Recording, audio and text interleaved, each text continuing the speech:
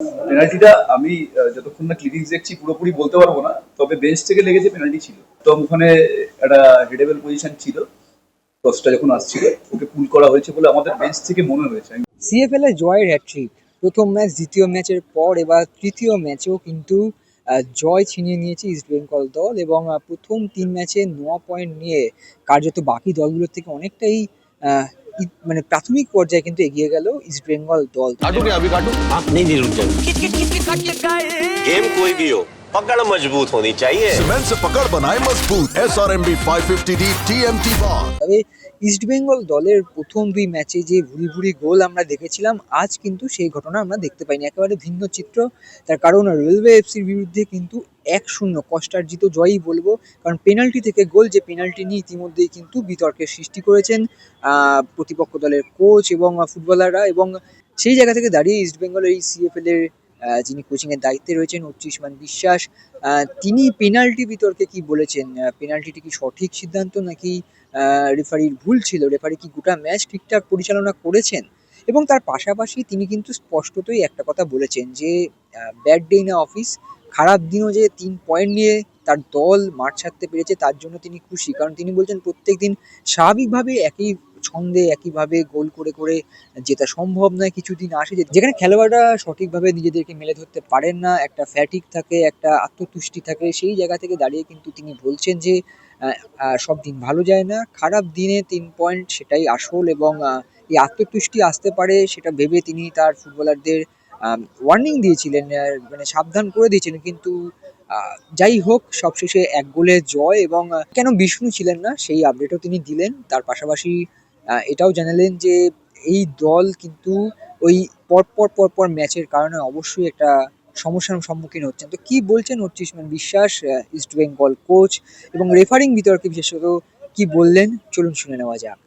ব্যাপারটা হচ্ছে রোজ একই রকম খেলা হয় না, মানে ল অফ অ্যাভারেজ থেকে আজকের ম্যাচটা বরঞ্চ আমি বলবো ঠিক আছে, আমরা জিতেছি, ওটাই দরকার ছিল। 3 পয়েন্ট দরকার ছিল, 3 পয়েন্ট পেয়েছি।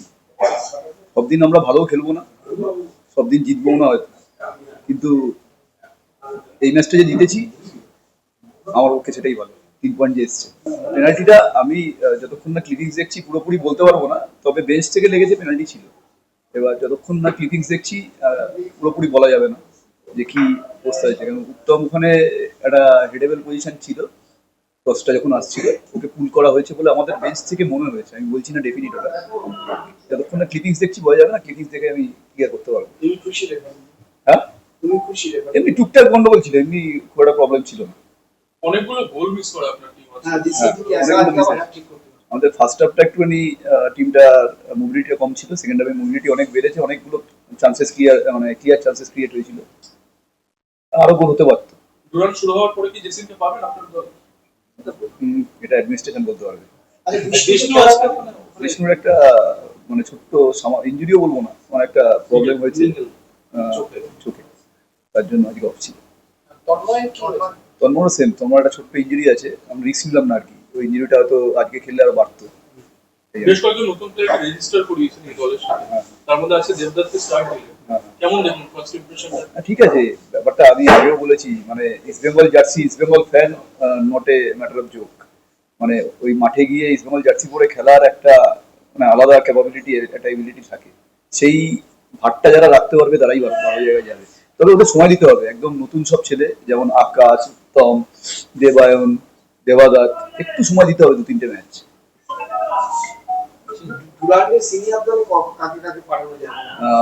পাঠানো অনেককেই যায়, ওই সিরিয়ার দল সম্পর্কে আমি কিছু বলবো না, ওটা মানে বিনোপস্ত দুটো টিমেরই কোচ,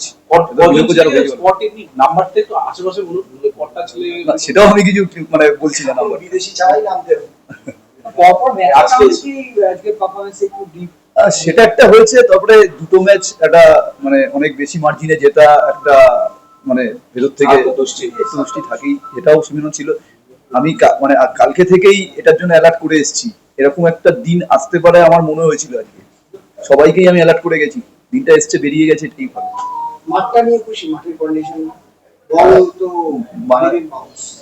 রোলটা ঠিক না না, মাঠে আনইভেন বাউন্স না, মাঠটা একটুখানি ঘাসটা কাটা হয়েছে বলে এরকম লাগছে, কিন্তু খুব আনইভেন বাউন্স নয়।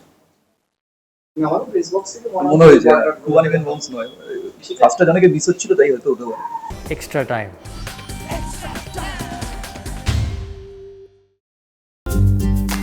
লেটেস্ট নিউজ আর এক্সক্লুসিভ ভিডিওর সঙ্গে আপডেট থাকতে এখনই সাবস্ক্রাইব করুন আমাদের ইউটিউব চ্যানেল। বেল আইকনে ক্লিক করতে ভুলবেন না যেন।